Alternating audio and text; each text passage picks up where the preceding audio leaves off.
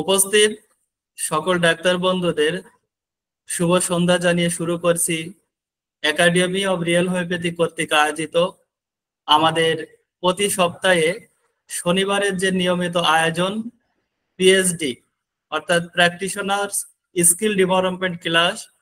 এই ক্লাসে আমাদের সাথে সুদূর আবুধাবি থেকে যুক্ত হয়েছেন আমাদের অত্র একাডেমির সুযোগ্য চেয়ারম্যান মহোদয় এবং ভাইস চেয়ারম্যান মহোদয় বৃন্দ। সাথে উপস্থিত হয়েছেন অত্র ইনস্টিটিউশনের সকল ডিরেক্টর বৃন্দ এবং মডারেটর এবং ছাত্রছাত্রী বৃন্দ। সাথে বাংলাদেশের বিভিন্ন প্রান্ত থেকে এবং বিদেশের বিভিন্ন প্রান্ত থেকে যে সমস্ত মহোদয় বৃন্দ আজ আমাদের সাথে যুক্ত হয়েছেন তাদের সবাইকে জানাচ্ছি একাডেমি অব রিয়েল হোমিওপ্যাথি বাংলাদেশের পক্ষ থেকে শুভেচ্ছা ও অভিনন্দন। আমরা প্রতিদিন যে অপেক্ষায় থাকি যে শনিবারের আয়োজন কখন শুরু হবে, সেই আবেগঘন মুহূর্তের জন্য আমরা সকলেই চেয়ে থাকি। তো সপ্তাহ ঘুরে আজ সেই নির্দিষ্ট সময় আমরা উপনীত হয়েছি। আজকের ক্লাস শুরুর প্রথমেই আমি একটু আপনাদেরকে একটা বিষয়ে বিশেষভাবে অবগত করাতে চাচ্ছি।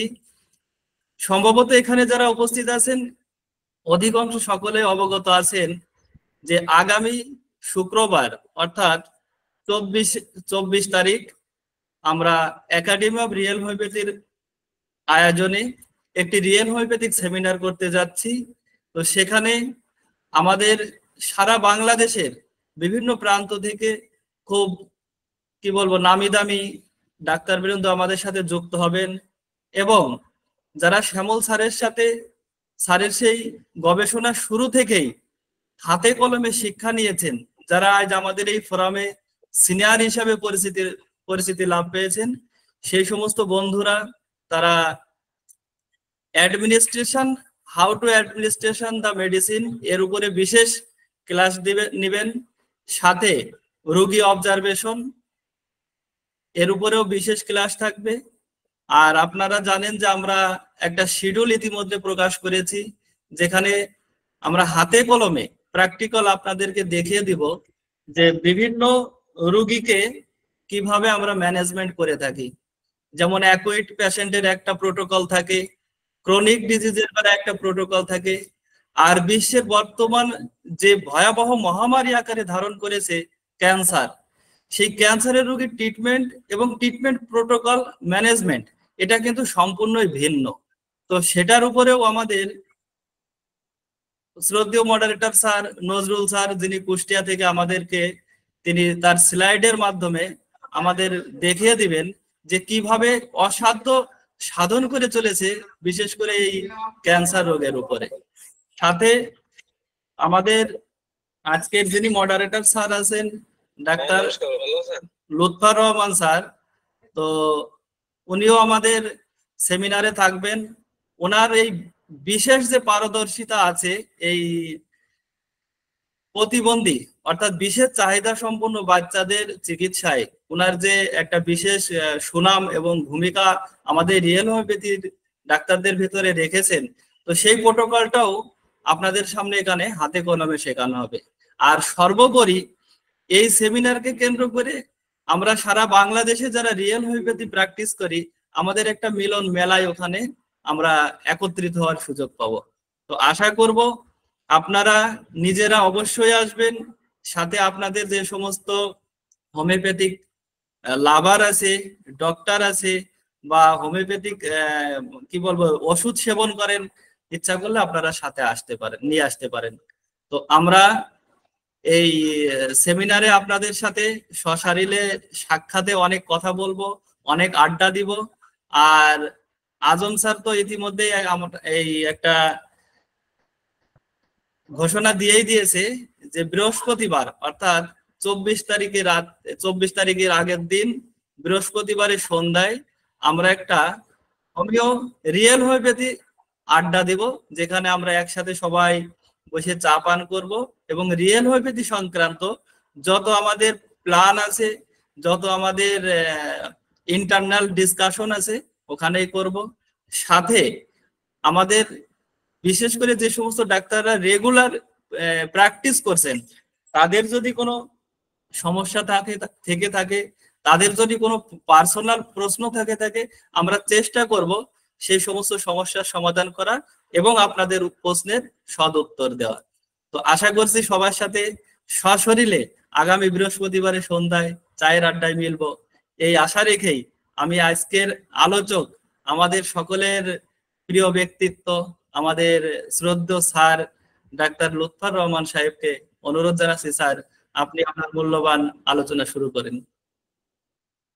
আজকের এই অনুষ্ঠানের সম্মানিত সভাপতি, আমাদের উপস্থাপক সুনীল দা, আসলে দেখা হয় না, কিন্তু আমার মনে হয় প্রতিদিন তাদের সাথে আমাদের একটা আত্মার দেখা হয়।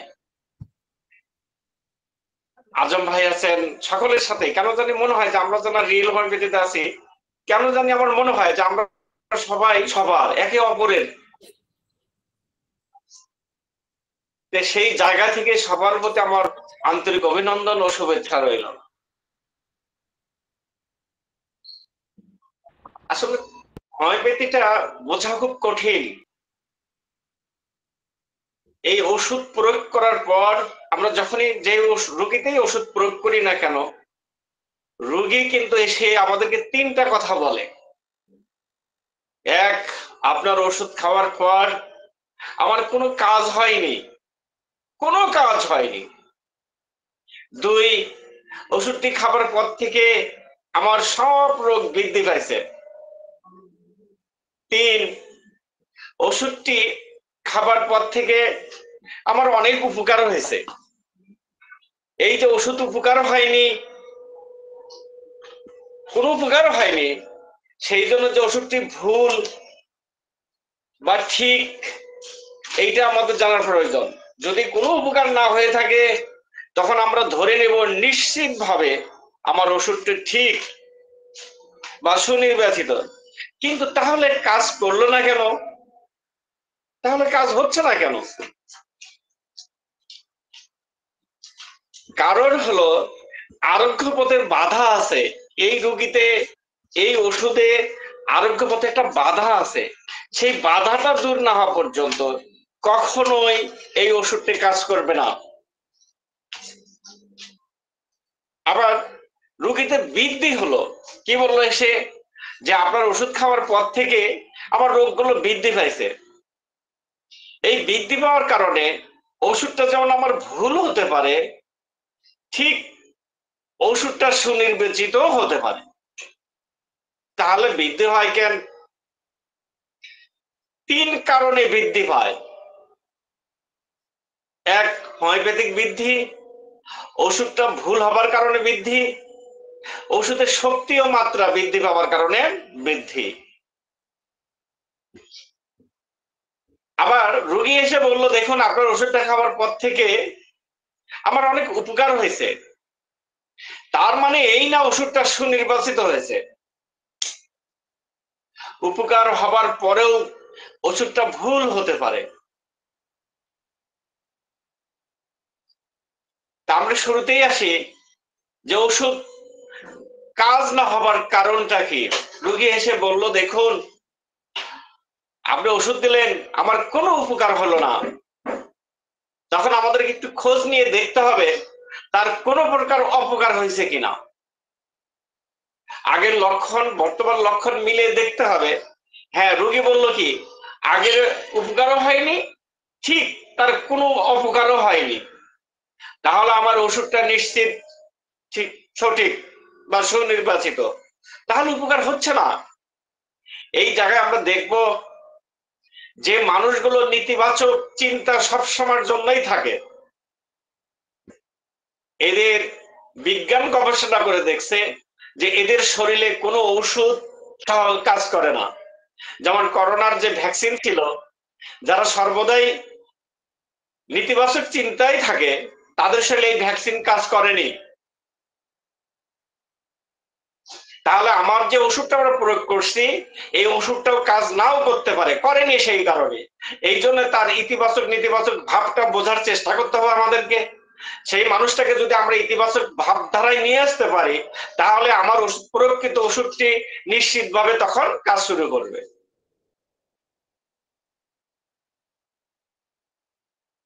অনেক মানুষ থাকে ওষুধ তার কি সমস্যা সেটাই সে ভালো করে বোঝে না, তার সমস্যা, এই জন্য ডাক্তারের কাছে যান, প্রত্যেক ডাক্তারের কাছে 1 থেকে 2 বার যান।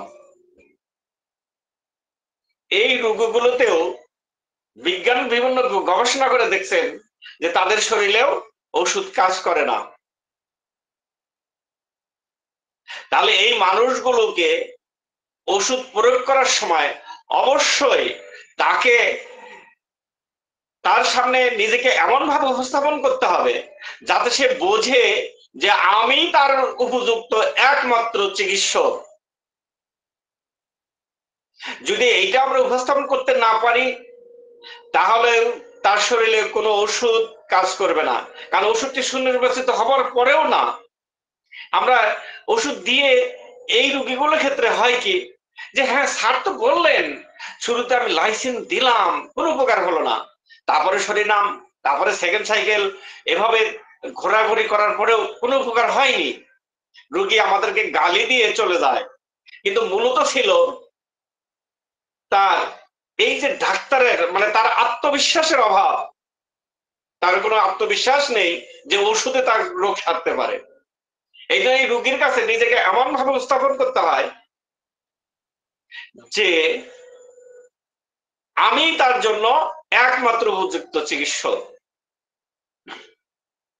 অনেক মানুষ আছে সারা জীবন দুঃখের মধ্যে ছিল,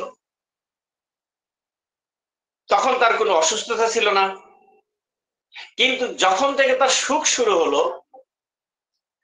তখন থেকেই তার রোগ শুরু হলো। বিভিন্ন বৈজ্ঞানিক গবেষণায় দেখা গেছে এদের শরীরেও ওষুধ প্রয়োগ মানে কাজ করে না, কোনো ভ্যাকসিনও কাজ করে না। তাহলে তো সমস্যা। এই মানুষগুলোর সাথে গল্প করে কাঁদাইতে হয়, তার দুঃখের কথাগুলো মনে করে দিয়ে তাকে কান্না করাতে হবে। যদি আমরা দুঃখের কথা মনে করে দিয়ে কান্না না করাতে পারি, তাহলেও কিন্তু ওষুধটি কাজ করবে না। একে যত সাইকেলে আমরা চেঞ্জ করি না কেন, কোন সাইকেলে তাকে উপকার করে না। এই জন্য তার দুঃখগুলো শুনতে হয় এবং দুঃখগুলোর জন্য তাকে কাঁদাইতে হয়। আমার একটা রোগী এরকম ছিল, তার যত যন্ত্রণা, আমি তাকে ওষুধ দিচ্ছিলাম, সে অনেক দূর থেকে আসছে। আমি গাইবান্ধার শেষ প্রান্ত বগুড়ার পাশাপাশি, তিনি কুড়িগ্রামের জামালপুরের কাছাকাছি। তাকে যমুনা নদী, ব্রহ্মপুত্র নদী, 2টা নদী পাড়ি দিয়ে আমার কাছে আসতে হয়েছে। কিন্তু তাকে আমি 1 বার 2 বার 3 বার 5 6 বার ওষুধ দিয়েছি, কোনো উপকার হয়নি। তাকে জিজ্ঞাসা করলাম আপনি কি করেন? বললো যে দেখুন আমি কোনো কাজ করি না। কেন করেন না? আমি বাজারটাও আমার ছেলেরা আমাকে আনতে দেয় না। কেন? আমি ছোটবেলায় এত বেশি অভাব অভিযোগের মধ্যে মানুষ হয়েছি যে কোনোদিন খাইছি কোনোদিন খাইনি। বিয়ের পর মনে হলো যে 2-1 দিন করে না খেয়ে থাকতে হয়েছে। ছেলে হলো, এই ছেলেদেরকে মানুষ করলাম, আজকে ওরা চাকরি করে, একজন বিদেশ থাকে, আমাকে অনেক পয়সা দেয়। তারা বলছে বাবা তুমি আর কখনোই বাজারের ব্যাগটাও হাতে করে আনবে না, তোমার সেই ছোট্টবেলার কষ্টগুলো তুমি এখন মুছে ফেলো, তুমি শুধু মসজিদে যাবা, নামাজ পড়বা, বাজারের ব্যাগ তুমি মানুষকে দিয়ে আনবা, আমরা তোমার জন্য অন্তপক্ষে একটু করার সুযোগ দাও, আমার সন্তানরা আমার খুব ভালোবাসে। দেখুন এই যে তার সুখ, এই সুখ তাকে ওষুধ কাজ করতে দিচ্ছে না। তখন আমি তার ছোটবেলার সেই দুঃখের কথাগুলো আমার এখানে আলোচনা হলো, আলোচনা করতে গিয়ে সে কান্না করলো, কি অপূর্ব। আমি তখন তাকে একটা ফাইটম খাওয়াই দিলাম যে দেখি কি হয় আজ। তখন বললো দেখেন, আমার চেম্বারে বসে থেকে বললো যে আপনি যদি এই ওষুধটা এই 2 মাস না ঘুরিয়ে দিতেন তাহলে আমার বড় উপকার হতো, আজকে মনে হয় এখনই ব্যথাটা কমে গেল। তারপরে তাকে আমাকে ফাইটামি দিতে হয়েছে, আর ওষুধ লাগেনি। তাহলে এই রোগীর যদি আমি দুঃখ না বুঝতাম, সাইকেলের পর সাইকেল ঘুরতে ঘুরতে ক্লান্ত হয়ে যেতাম, রোগীর কোনো উপকার হতো না। এর জন্য আমরা ওষুধ প্রয়োগ করার পরেই একবার ভাববো যে আসলে আমার ওষুধটা নিশ্চিত ঠিক, কিন্তু কেন হচ্ছে না, তার পিছনের কারণগুলো কি, আমাকে কিন্তু খুঁজতেই হবে। স্যার হ্যানিম্যান বলছেন, যদি রোগী জীর্ণ খাবার খায় তাহলেও তার ওষুধ কাজ করে না তার শরীরে। এই জন্য ওষুধ প্রয়োগ করার পরে তাকে পুষ্টিমান খাবার খেতে বলতে হবে। এখন রোগীর এই খাদ্য সম্পর্কে একটা ধারণা নিয়ে রাখতে হবে। আমরা ওষুধ প্রয়োগ করছি সাইকেলের পর সাইকেল, ক্লাসিক্যাল মাইন্ড যাই করি না কেন, দেখা যাচ্ছে না রোগীর কোনো উপকার হচ্ছে না, কারণ সে জীর্ণ খাবার খায়। অর্থাৎ অতি কৃপণ মানুষের শরীরেও অনেক সময় ওষুধ কাজ করে না। কোন বৈজ্ঞানিক বিভিন্ন তথ্য দিতেও পাওয়া গেছে যে তাদের শরীরে ভ্যাকসিন, কোনো ভ্যাকসিনই কাজ করেনি। তাহলে অতি কৃপণ মানুষ অথবা যারা জীর্ণ খাবার খায়, তার সামর্থ্য অনুযায়ী খাদ্য খায় না, তাদের শরীরেও কিন্তু ওষুধ কাজ করে না। আমরা একটা রোগীতে ওষুধ প্রয়োগ করার পর এই বিষয়টিও যথাযথভাবে খোঁজ নিব।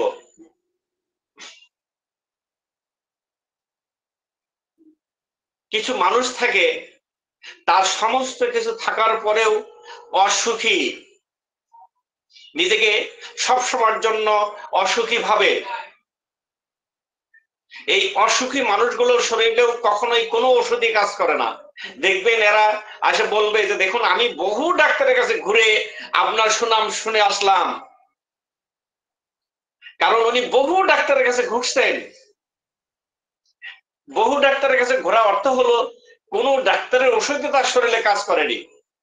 অতএব আমার আপনার ওষুধটিও তার শরীরে কাজ করবে না এটা নিশ্চিত, কিন্তু তার শরীরে ওষুধটা কাজ করাইতেই হবে। কি করে করাবো? তাহলে তাকে সুখী বানানোর চেষ্টা করতে হবে, তাকে বুঝাই দিতে হবে যে আপনি যা ভাবছেন, আপনি একবার ভাবুন যে দেখুন আপনার তাও একটা মাথার উপরে একটা ছাদ আছে, কিন্তু আপনি স্টেশনে যান, দেখবেন যে তাদের মাথার উপরে কোনো ছাদ নেই, কিচ্ছু নেই, তারা সেখানে ঘুমাচ্ছে, আর আপনি এতটা আরামের মধ্যে থেকেও ঘুমাতে পারছেন না। এইটা বা আপনি নিজেকে অসুখী ভাবছেন, এটা ঠিক না। আপনি একবার কল্পনা করুন ওই জায়গায় দাঁড়িয়ে, তাহলে আপনার অবস্থানটা কি হয়। একটা মানুষকে এই জায়গায় নিয়ে আসতে হবে, শুধু ওষুধে কাজ হয় না। আমরা যদি এই জায়গাটাকেও তাকে বুঝিয়ে না দিতে পারি, কারণ সে তো অনেক ডাক্তারের কাছ থেকে ঘুরে আমার কাছে আসছে, অনেক ডাক্তারের কাছে ঘুরে কোনো জায়গায় কাজ হয়নি, মানে হলো যে তার শরীরে ওষুধ কাজ করে না। এই জন্য তার এই দিকটাও আমাকে বিবেচনায় নিতে হবে। শুধু ওষুধ প্রয়োগেই রোগী আরোগ্য হয় না, ওষুধ প্রয়োগ পর দেখতে হয় তার অবস্থানটা কোথায়।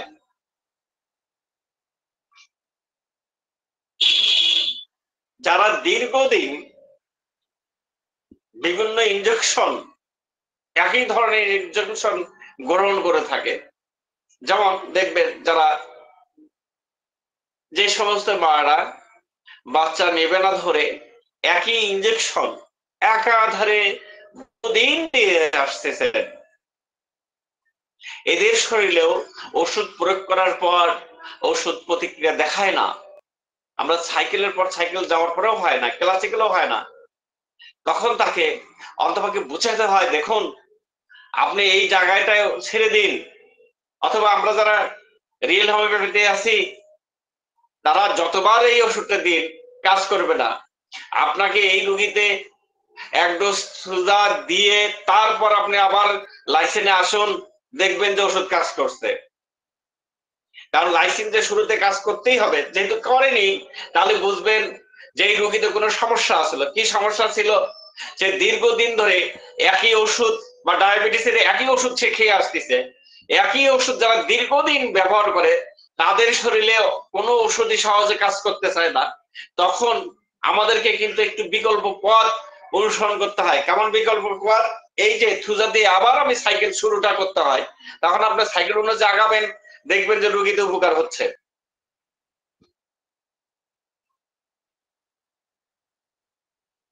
বিয়ের পর অনেক রোগীর পরিবর্তন ঘটে, অনেক রোগীর বিভিন্ন পরিবর্তন ঘটে।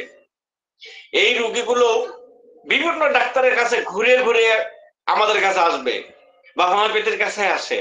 আমরাও কিন্তু ওষুধ দেওয়ার পর একবার দুবার নিয়ে সে চলে যায়, কারণ হোমিওপ্যাথির তো আরো বিপদ। এলোপ্যাথির কাছে বা অন্য প্যাথির কাছে দীর্ঘদিন স্থানীয় ডাক্তার, তারপরে হাসপাতাল, তারপরে মেডিকেল কলেজ হাসপাতাল, এভাবে ঘুরেও তারা কখনো বিরক্ত বোধ করে না যে ওই প্যাথিতে কাজ হয়নি। কিন্তু দুর্ভাগ্য আমাদের, হোমিওপ্যাথিতে যদি একবার কাজ না হয় তখন বলে যে হোমিওপ্যাথিও খেয়েছিলাম, কোনো উপকার হয়নি। এই জন্য আমাদেরকে আরো বেশি সাবধান হতে হয়। যারা বিয়ের পর বিভিন্ন পরিবর্তন হয় তাদের চিকিৎসায় আপনাকে আমাকে অবশ্যই ভাবনায় রাখতে হবে যে যেহেতু আমি এই ওষুধটা দিয়েছি কাজ হয়নি, তাহলে এই পরিবর্তনের জন্য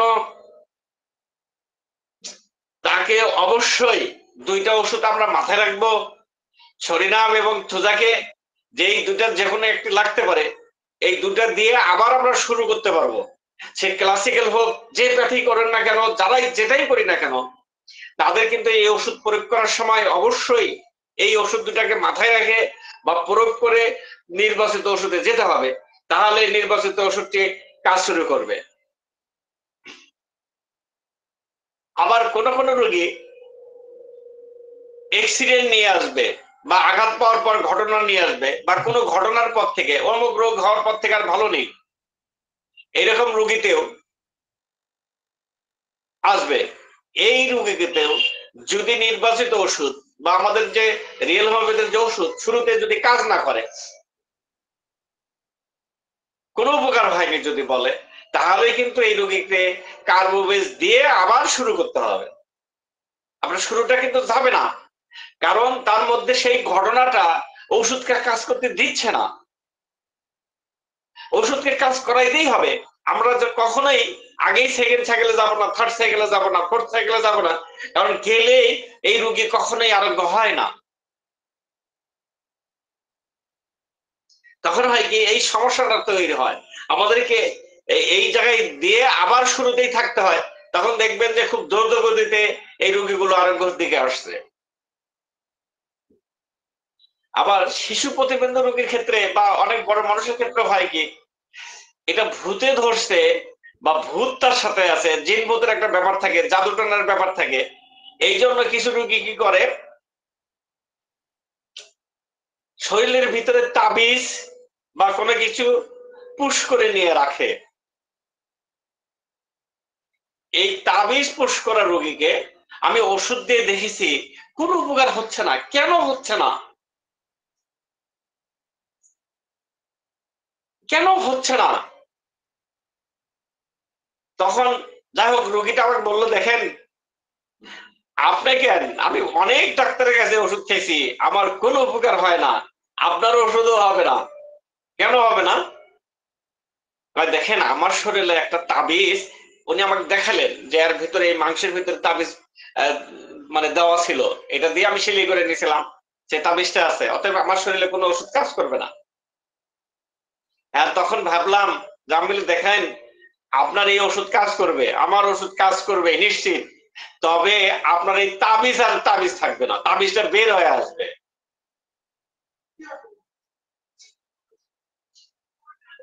এরকম অনেক শিশু পাবেন তাদের শরীরে এরকম তাবিজ ভিতরে ঢুকানো থাকে মাংসের ভিতরে, এই খোঁজগুলো, অথবা একটা সুই ভিতরে ঢুকানো আছে, এরকম কোনো কিছু বিদ্ধ হয়েছিল, সেই জিনিসগুলো অনেক সময় আরোগ্যের পথে বাধা হয়ে থাকে। এই বাধাগুলো দূর করে ওষুধ কাজ শুরু হয়। এই জন্য এই রোগীতে, একটা রোগীতে আরোগ্য পথের বাধা সম্পর্কে আমাদের একটা যথাযথ ধারণা নিয়ে আগাইতে হবে, তা না হলে আমরা কিন্তু এই সঠিক জায়গায় পৌঁছিতে পারবো না। তারপরে আসি, রোগী এসে কি বলে যে আপনার ওষুধ খাবার পর আমার রোগ বৃদ্ধি পাইছে। এই বৃদ্ধির যেমন ওষুধের ভুলের নির্দেশনা দেয়, আবার এই বৃদ্ধি ওষুধটা যে সঠিক তারও নির্দেশনা দেয়। তিনটি কারণে ওষুধ রোগ বৃদ্ধি পায়। ওষুধ ঔষধের শক্তি ও মাত্রা যদি বেশি হয় তাহলেও রোগ বৃদ্ধি পায়। ওষুধটা সুনির্বাচিত, কিন্তু রোগীর জীবন শক্তির চেয়ে ঔষধের শক্তি বেশি, অথবা রোগীর জীবনী শক্তির চেয়ে তার মাত্রাটা বৃহৎ হয়েছে, এই ক্ষেত্রে ওষুধ বৃদ্ধি পায়। স্যার হ্যানিম্যান 276 নং সূত্রে এবং ব্যাখ্যা করেছেন যে ওষুধের মাত্রা শক্তি যদি বেশি হয় তাহলে কিন্তু রোগ বৃদ্ধি পায়। আমরা কি করে বুঝবো যে আমার ওষুধটা শক্তি ও মাত্রা বৃদ্ধি পাইছে? আমরা মাথায় রাখবো ওষুধ রোগগ্রস্ত অঙ্গেই কাজ করে, নির্বাচিত ওষুধ রোগগ্রস্ত অঙ্গেই কাজ করে, সুস্থ অঙ্গে কাজ করে না। এখন আমরা যে ওষুধটা প্রয়োগ করেছি আমি, সেই ওষুধটা তার যেখানে যেখানে রোগ ছিল সেখানেই বৃদ্ধি পাইছে কিনা। যদি সেখানে বৃদ্ধি পায় তাহলে বুঝতে হবে যে ওষুধের শক্তি ও মাত্রা বৃদ্ধি হবার কারণে এই বৃদ্ধিটা। আর যদি দেখা গেল যেখানে যেখানে রোগ সেখানে রোগ বৃদ্ধি পাইছে, পাশাপাশি তার সুস্থ জায়গায়ও রোগ বৃদ্ধি পাইছে, তাহলে বুঝতে হবে ওষুধটা নিশ্চিত ভুল ছিল। ভুল ওষুধ বোঝার জন্য আরো একটি বেশি গুরুত্বপূর্ণ বিষয় হলো যে ওষুধটা আমরা প্রয়োগ করেছি সেই ওষুধটার গুরুত্বপূর্ণ লক্ষণগুলো রোগীদের তাৎক্ষণিকভাবে ফুটে ওঠে। সেই লক্ষণগুলো তাকে বেশি বেশি দেখা যাবে। আমরা যদি এরকম হয় তাহলে আমরা কিন্তু ধরে নিব যে এটা বৃদ্ধি পাইছে। আর একটি বৃদ্ধি আছে, সেটা হচ্ছে হোমিওপ্যাথিক বৃদ্ধি। এই বৃদ্ধিটা স্বল্প সময় 2-4 ঘন্টা অথবা সর্বোচ্চ 1 দিন বৃদ্ধি পেয়ে কমা শুরু করে। আর এই বৃদ্ধিতে রোগ যতই বৃদ্ধি পাক রোগী স্বস্তি বোধ করে। আমি একটা উদাহরণ দেই। খুলনার বাগেরহাটের ডাক্তার প্রদীপ, ওনার ছেলে জ্বর আসে প্রতি মাসেই, আর এই জ্বর আসলে উনি কিন্তু খুব সুনাম অর্জন করছেন হোমিওপ্যাথিতে। বাগেরহাটের বা খুলনার অনেক বড় বড় মানুষ তার রোগী, কিন্তু নিজের ছেলের ব্যাপারে উনি কখনোই কিছু করতে পারছেন না। প্রতি মাসে তার জ্বর, প্রতি মাসেই হাসপাতালে নিয়ে যেতে হয়। এই কষ্ট থেকে সে ফোন দিলেন, আমি তাকে একটা ওষুধের কথা বললাম। সেই ওষুধটা ছিল আমাদের রিয়েল হোমিওপ্যাথি, শরিনাম M/3। তিনি বললেন, দেখেন স্যার, আমি তো সিএম খাওয়াইছি। খাওয়াইছেন, আপনি M/3 দেন, আপনার বাচ্চার এই মুহূর্তে লক্ষণটা M/3। উনি দিলেন। আমি বললাম যে 1 ঘন্টা পরে আমাকে খবর দিবেন।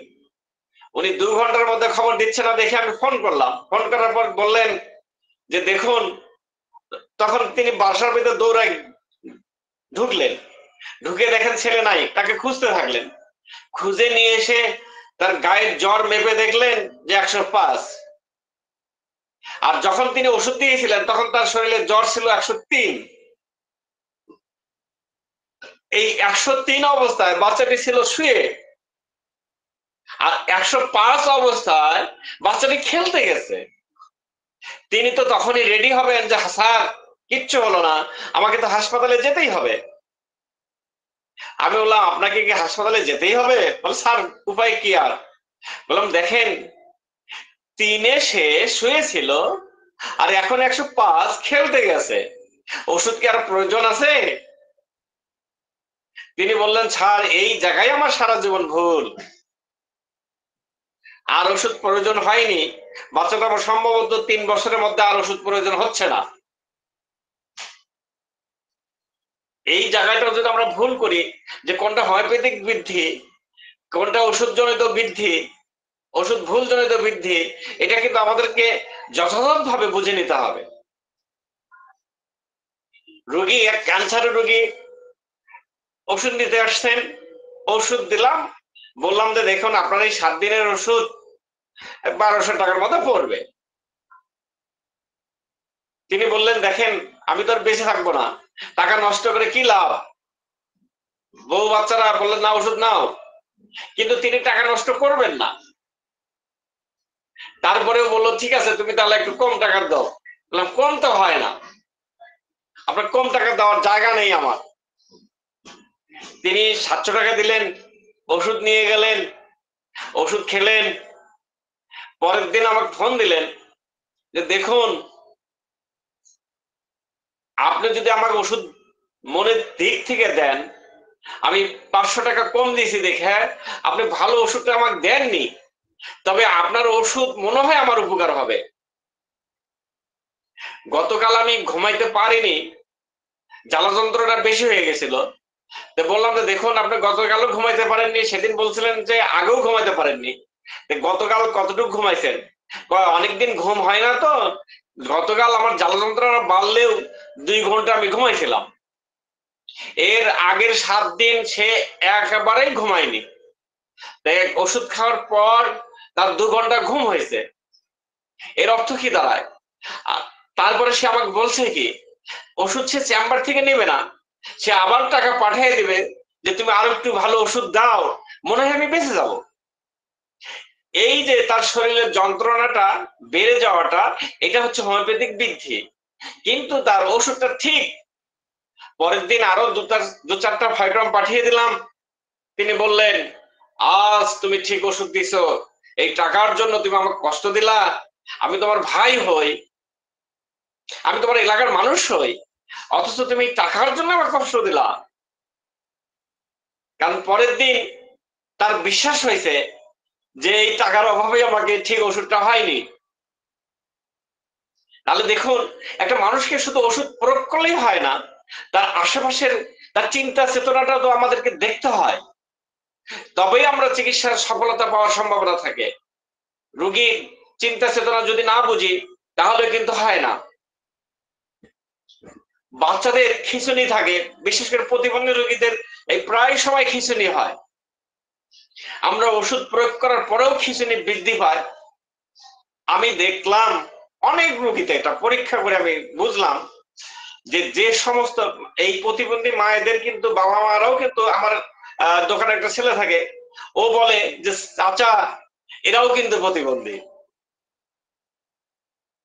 হ্যাঁ এরাও প্রতিবন্ধী, এরা মানসিক ভাবে ভালো না, এরা সর্বদাই একটা রাগারাগির মধ্যে থাকে। যে সমস্ত মা বাচ্চাকে দুধ দেওয়ার রাগের সাথে বাচ্চাকে দুধ দেয়, সেই সমস্ত বাচ্চাদের খিঁচুনি রোগটা বেশি হয়ে যায়। সেই সমস্ত বাচ্চাদের খিঁচুনি রোগটা আপনার ওষুধ যতই ঠিক থাকুক, সেই সমস্ত বাচ্চাদের খিঁচুনিটা বেশি হয়ে যায়। তখন মনে হয় যে আমি ওষুধটা কি ভুল করছি? আসলে ভুল না। এই জন্য বাচ্চাকে চিকিৎসার সময় মাকে বলে দিতে হয় যে যখন আপনার বাচ্চাকে দুধ দিবেন অবশ্যই 1 গ্লাস পানি খেয়ে বা কোনো কিছু খেয়ে দুধ দিবেন, তা না হলে ওষুধ কিন্তু কাজ করে না। কারণ এইটা দেখা যায় যে খিঁচুনিটা তার বেড়ে যায়। যদি বেড়ে যায় তখন কিন্তু মনের মধ্যে একটা ধারণা জন্মায় নেয় যে আমার ওষুধটা ভুল, বা ওষুধ পরিবর্তন করার সময় এসেছে। এই জন্য এই বৃদ্ধিগুলো কিন্তু যথাযথভাবে খোঁজ নিতে হবে।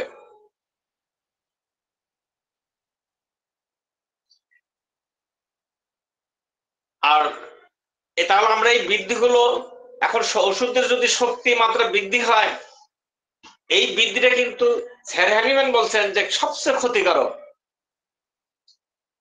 ওষুধ সুনির্বাচিত হবার পরেও মাত্রা, অনেক রোগীতে মাত্রা বৃদ্ধি হয়, যার ফলে রোগের রোগ কিন্তু বৃদ্ধি পায়। আর এই বৃদ্ধিটা মারাত্মক। রোগীর রোগটা সেরে যেতে পারে, রোগীর রোগটা সেরে যেতে পারে, যে রোগের কারণে সে ওষুধ নিতে আসছে সেই রোগটা সেরে যেতে পারে, কিন্তু এই ঔষধ জনিত তার কষ্ট সারা জীবনের জন্য থেকে যায়। এই জন্য বাংলাদেশের একজন স্বনামধন্য চিকিৎসক ডাক্তার কায়েস নাটোরে ছিলেন, তিনি প্রত্যেকটা ওষুধ কমসে কম 4 কাপ পরে দিতেন, 8 কাপ পরেও দিতেন। আমরা অবশ্যই একটা রোগীতে ওষুধ বৃদ্ধি পাইলেই যে আমরা অন্য ওষুধ দিয়ে চলে যাব এরকম না। ওষুধ তখন কাপিং করে দেখতে হয় যে আমার ওষুধটা ঠিক আছে। এই বৃদ্ধিগুলো কিন্তু আমাদেরকে বুঝতেই হবে যে ওষুধের বৃদ্ধিটা আসলে আমি কোথায় নিয়ে যাচ্ছি।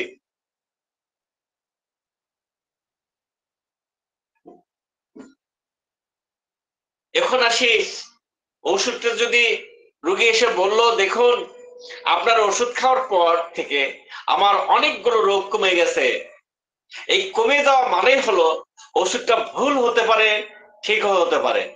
আমরা কমে গেলে অনেক সময় খুশি হয়ে যাই যে ওষুধ রোগ তো কমে গেছে। আপনারা যদি ওষুধ পরিচয়ের সাইলিসিয়া অথবা থুজা চ্যাপ্টার পড়ে থাকেন, দেখবেন যে লেখক বর্ণনা করছেন যে একটা রোগীর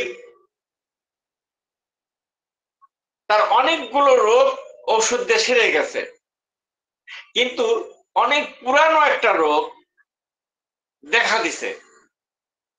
ঘা, অনেক পুরানো একটা ঘা ছিল, সেই ঘাটা দেখা দিছে নাভির কাছে, নাভিতে একটা ঘা ছিল রস চড়া, সেই ঘাটা তাকে দেখা দিছে। এই ঘাটা শুকানোর ওষুধ চাইলেন, ডাক্তার সাহেব কি করলেন, তাকে সাইলিসিয়া দিলেন। সেদিনই বিকালে সংবাদ দিলেন যে আমার ঘায়ের রসটা বন্ধ হয়ে গেছে। ডাক্তার সাহেব লিখলেন সর্বনাশের ষোলকালা পূর্ণ হয়ে গেল, অর্থাৎ রোগীটি পৃথিবী থেকে বিদায় নিয়েছে। আপনারা বর্তমান সময়ে হোমিওপ্যাথিক নক্ষত্র ডাক্তার জর্জ ভেদেলকাসের যদি একটা রোগী দেখেন, ওনার বই উনি লিখছেন, একটা রোগী নেবেনই না। ইংল্যান্ডের হাসপাতাল থেকে রোগীটা অনেক কষ্ট হচ্ছিল, যন্ত্রণা হচ্ছিল, ক্যান্সারের রোগী, কোনো কিছুতেই ভল্টারিন ইনজেকশন দিয়েও তার কিছু হয়নি। এই রোগীটা যখন জর্জ ভেদেলকাসের কাছে ওষুধ দিতে আসলেন, তিনি ওষুধ দিবেন না, কিন্তু তাকে ছাড়লেন না, তিনি বিভিন্ন ভাবে তার কাছে ওষুধ নিয়েই ছাড়লেন।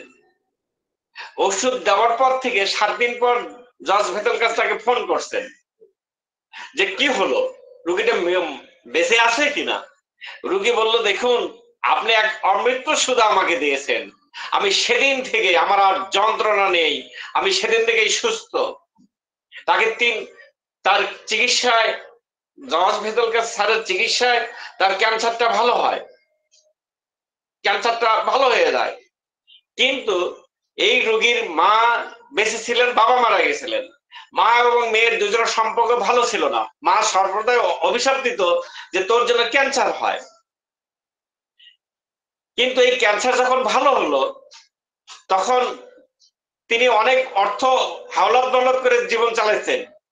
ভাবলেন যে মা মারা গেলে, মাও কিন্তু ক্যান্সারগ্রস্ত ছিল, যে মা মারা গেলে এই সম্পদ আমি পাবো, বাবার অনেক বড় সম্পদ ছিল, তখন আমি এই ঋণগুলো শোধ দিতে পারবো এবং আরাজীব জীবন যাপন করতে পারবো। কিন্তু মা করেছে কি, মৃত্যুর আগে সমস্ত সম্পদ চ্যারিটেবল ফান্ডে দান করে দিয়েছেন। যখন মা মারা গেল, তখন যখন দেখতে পেলেন যে সমস্ত সম্পদ চ্যারিটেবল ফান্ডে দান করে দিয়ে গেছে, তখন এই রোগী আত্মহত্যা করলো। এখন প্রশ্ন হলো, জর্জ ভেদেলকাস স্যার প্রশ্ন করছে যে আমার ঔষধে যদি সুস্থ হয়ে থাকে তাহলে আত্মহত্যা করলো কেন? তাহলে অনেক উপকারও কিন্তু আসলে উপকার নয়, অনেক আরোগ্য কিন্তু আরোগ্য নয়। স্যার ক্যান্ট কিন্তু বলে গেছেন যে ওষুধ দিয়ে ব্যথা সাথে সাথে কমে গেল, ধরে নাও যে এটা ভবিষ্যতে মারাত্মক রূপ ধারণ করবে। তার এই উপকার হওয়াটাই মানে কিন্তু যে আমার ওষুধটা সুনির্বাচিত এরকম না। যদি ওষুধ খাওয়ার পরেও, পূর্ণ রোগী সুস্থ হবার পরেও যদি আত্মহত্যা করে, তাহলে বুঝতে হবে যে ওষুধটা আমার ঠিক হয়নি বা এই উপকারটা উপকার পূর্ণ না।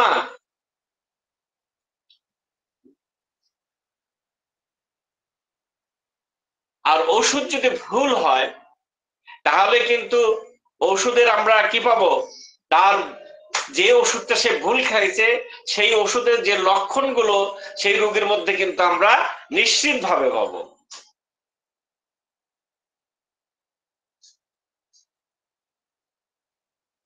তাহলে একটি রোগীতে ওষুধ নির্বাচিত কিনা এই বিষয়টা উপকার হইলেই যে আমরা বুঝবো যে আমার ওষুধটা ঠিক, একটু ভাবনা চিন্তা করে দেখতে হবে।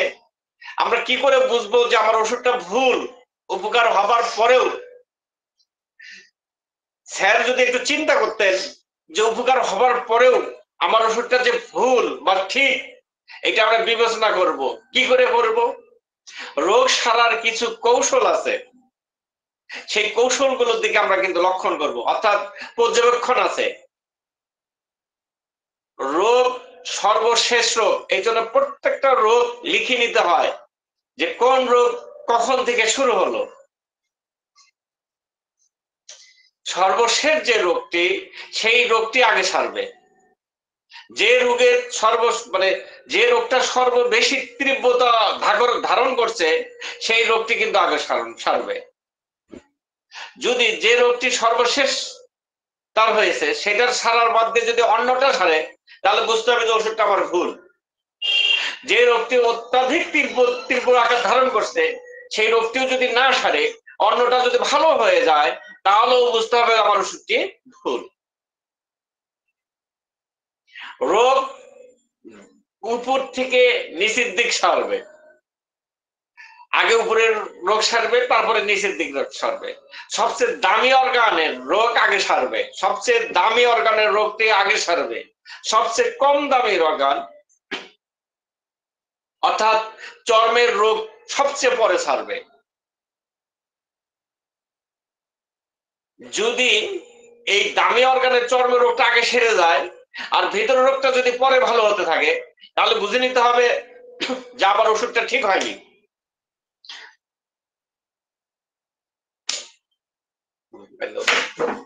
যদি বুঝে, তাহলে আমাকে কিন্তু বুঝে নিতে হবে যে আমার ওষুধটা ঠিক হয়নি। বাম পাশের রোগগুলো যদি আগে সারা শুরু হয় আর ডান পাশের রোগগুলো যদি পরে সারে, তাহলে বুঝতে হবে ওষুধটা ঠিক হয়নি। হ্যাঁ, যদি বাম পাশের রোগগুলো পরে হয়ে থাকে আর ডান পাশের রোগটা যদি আগে হয়ে থাকে, তাহলে কিন্তু বাম পাশের রোগটা আগে সারবে। এই জন্য আমাকে কিন্তু লক্ষ্য রাখতে হবে যে কোন রোগটা তার সর্বশেষ হয়েছে, এই গতিটা কিন্তু জানার চেষ্টা করতে হবে। কারণ আমরা এই জায়গাটা যদি ভালোভাবে মিলাতে না পারি, তাহলে কিন্তু স্যার জর্জ ভেতলকাসের মতোই তার রোগী, আমাদের রোগীও এরকম ভুল পথে পা দিবে। স্যার ডাক্তার শ্যামল কুমার দাস যে আশা করছেন, যে তার পদক্ষেপ, যে চিন্তা চেতনায় তিনি রোগীকে চিকিৎসা দেওয়ার কথা বলছেন, আমরা যে চিন্তা চেতনায় তার পিছে পিছে ছুটছি, সেই চিন্তা ধূলিসাৎ হয়ে যাবে।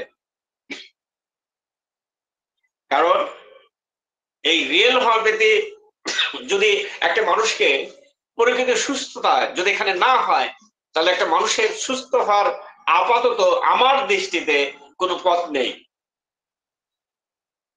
কিন্তু সেই রিয়েল হোমিওপ্যাথির ধারক বাহক আমরা যদি সেখানে তাকে সঠিক চিকিৎসাটা দিতে না পারি, তাহলে কিন্তু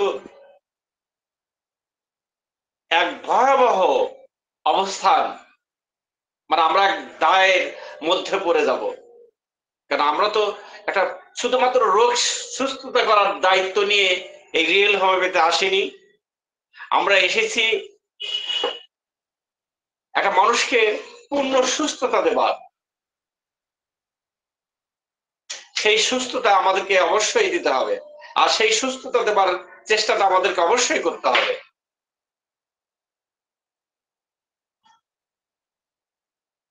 ওষুধ প্রয়োগের পর আমার ওষুধটি সুনির্বাচিত কিনা এই বিষয়ে আমি আপনাদেরকে যথার্থ বলতে পারলাম কিনা।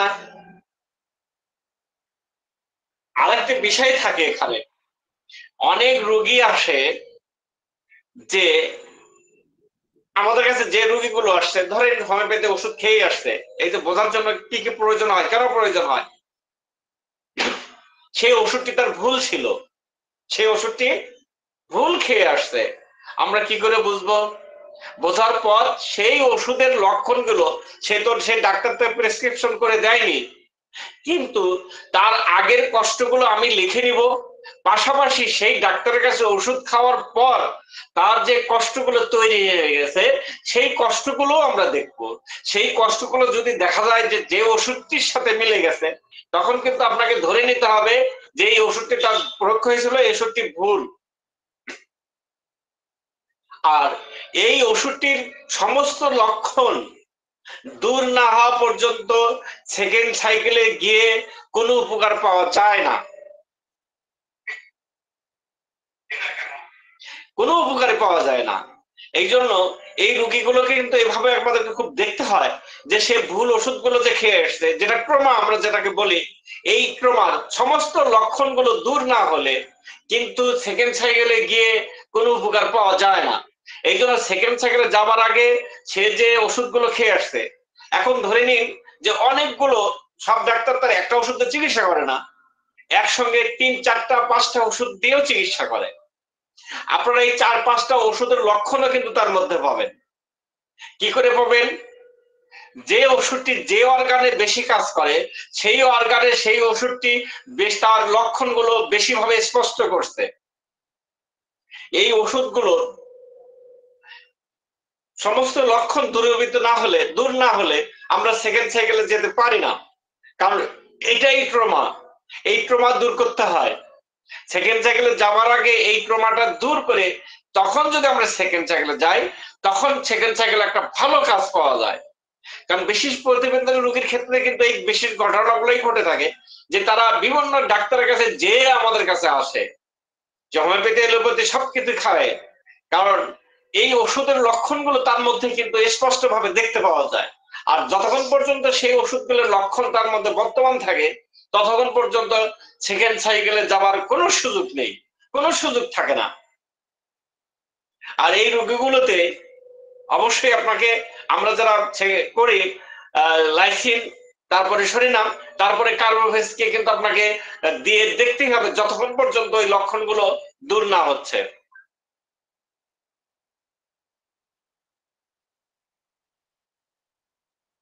এই বিষয়গুলো আমরা অবশ্যই জানার চেষ্টা করব। আমি আপনাদেরকে কতটা বুঝাইতে পারলাম বা কতটা দিতে পারলাম জানি না, তবে দোয়া করবেন যেন আগামী দিনে আরেকটু ভালো কিছু বলতে পারি। ধন্যবাদ সকলকে, ধন্যবাদ মহান আল্লাহকে, তিনি আমাকে আপনাদের সম্পর্কে কিছু বলার সুযোগ করে দিয়েছিলেন।